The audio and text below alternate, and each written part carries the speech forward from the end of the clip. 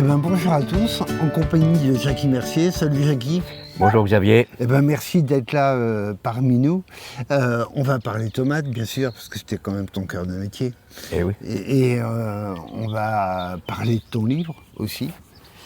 Hop là, qui est paru aux éditions Métive et qui est coécrit. Alors, voilà. Juste un truc, je commence par ça. Le livre s'appelle Jackie, le roi de la tomate. Le titre, il est de toi ? Non. Ne m'étonne pas. De l'éditeur. Oui, bah ouais. Ça, les éditeurs, on n'y peut rien, ils ont des marottes. Parce que c'est quand même presque gênant d'être surnommé le roi de la tomate. Qu'est-ce que tu voyais, toi, comme titre ? Je voyais Jackie la tomate, tout simplement. Voilà, bah oui. Et je suis complètement d'accord avec toi. Néanmoins, le bouquin est passionnant parce qu'il raconte ton parcours. C'est pas un manuel de culture de la tomate, mais dedans, on trouve des conseils, notamment pour faire ses graines. Donc un livre à lire absolument. On voit aussi toutes les rencontres que tu as pu faire, le nombre incroyable de chefs que tu as fréquenté, avec qui tu as pu travailler. Parce que je rappelle, toi, tes tomates, alors très particulier, Jackie est producteur de tomates de plein champ. C'est-à-dire qu'elles ne sont pas produites sous serre. Ah, pas du tout. Voilà. Okay. Autre particularité, que des variétés anciennes dont tu faisais la graine. Oui. Pour quelle raison tu faisais la graine ? Ben, disons que je fais les graines parce que le maximum, pas tout, parce qu'on arrive toujours à perdre certaines variétés. Je fais mes graines parce que je sais la provenance, au moins. C'est déjà une chose. Et puis elles sont acclimatées à la région. Et toi, tu recommandes aux jardiniers de faire leurs graines pour une meilleure acclimatation ? Oui. Je m'aperçois que de plus en plus de jardiniers amateurs le font parce que on vend de moins en moins de plants. D'accord. Et j'ai vu cette année, c'est plus moi, mais c'est mon successeur, j'ai vu beaucoup de gens m'ont dit on en reprend quelques variétés qu'on n'a pas réussi à faire les graines, mais autrement on a nos plants. On a suivi vos conseils, on fait vos plants. Super. On fait nos plants nous-mêmes. Bon, alors, moins bonne nouvelle pour les professionnels, mais excellente nouvelle pour les jardiniers amateurs qui gagnent en autonomie. Oui, c'est signe que on a parlé depuis des années, porte ses fruits maintenant. C'est ça. Je pense. Bon. On n'a pas travaillé pour rien. Bon, ouais. Et donc, moi, toi, tu faisais c'était assez particulier. Alors, je rappelle, par contre, pour ceux qui veulent tenter l'expérience, que Jackie est dans une zone tout à fait particulière, à la limite des Deux-Sèvres et de la Vienne, c'est ça ? Oui. Un microclimat favorable à la production de melons, par exemple. Ah oui. Donc, un microclimat chaud et sec. Oui, c'est un peu les mêmes cultures, le melon et la tomate. Même nature de terre aussi. Ouais. Et donc, toi, tu étais sur ce microclimat et tu faisais une conduite tout à fait particulière de tes tomates, puisqu'elles étaient non taillées. Voilà. Et plein champ non taillé. Alors, du coup, la question qu'on se pose, parce que qu'on va être amené à se poser, là, il fait tellement chaud, c'est la canicule, que oui, on n'est pas inquiet du milieu. Néanmoins, on n'est pas à la merci d'un épisode pluvieux, etc. Alors, est-ce que tu peux nous donner quelques conseils contre le mildiou ? Pour le mildiou, on a la bouillie bordelaise qui est traditionnelle, qu'il faut mettre en préventif toujours. Et aussi le bicarbonate que je préconise parce que lui...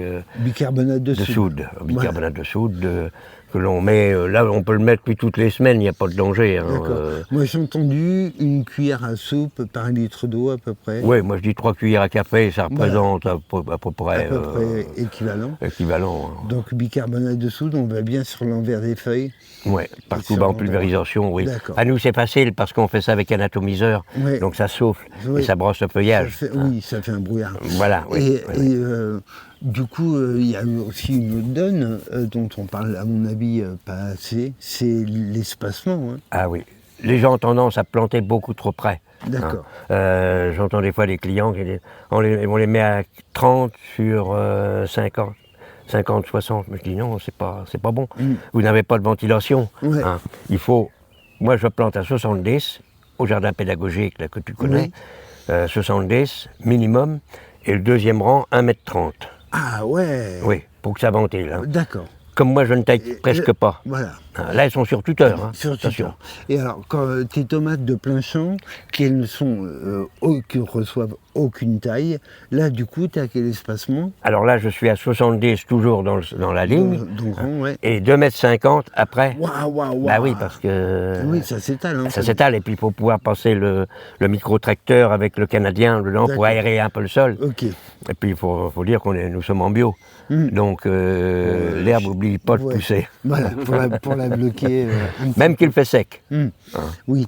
Ah bah, alors, oui, on a des adventices de temps sec. Hein. Panique pied de coque, ça marche très bien quand il n'y a pas une goutte d'eau. Oui.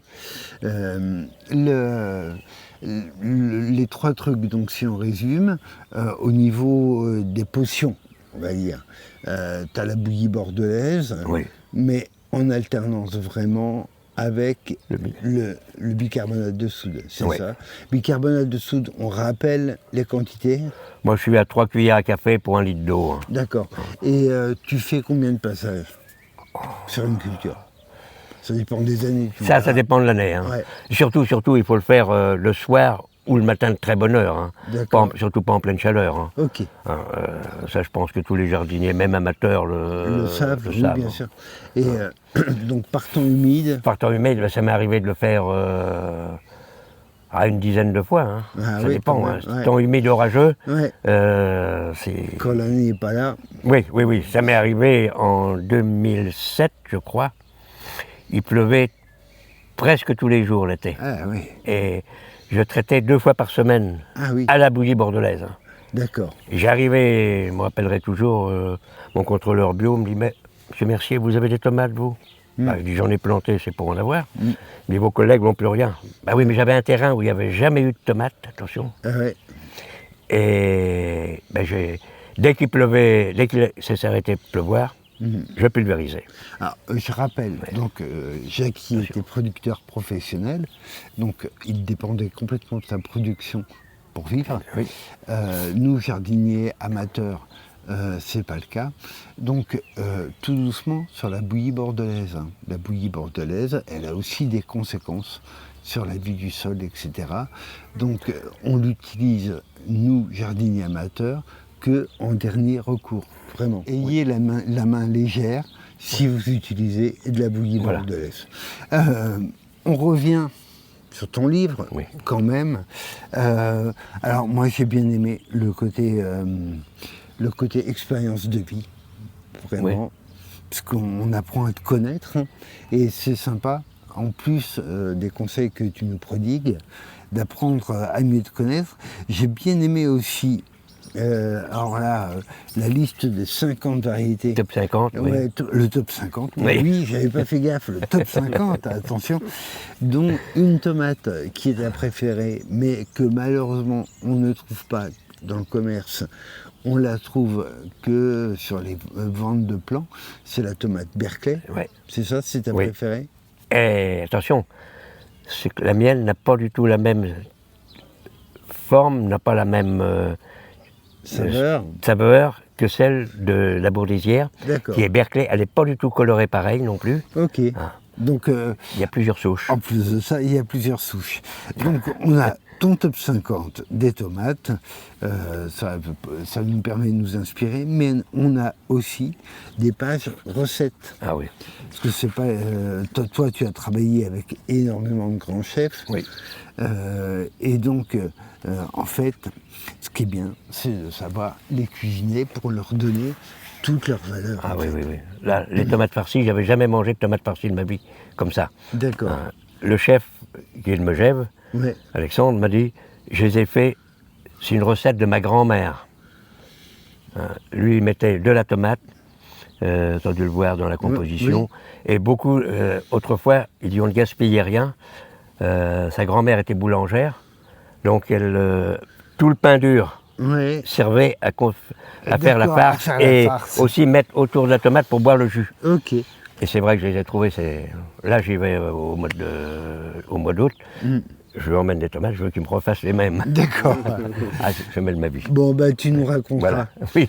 Un grand merci, Jackie, et Merci. je te dis à très bientôt. Merci à toi de m'avoir reçu. À bientôt.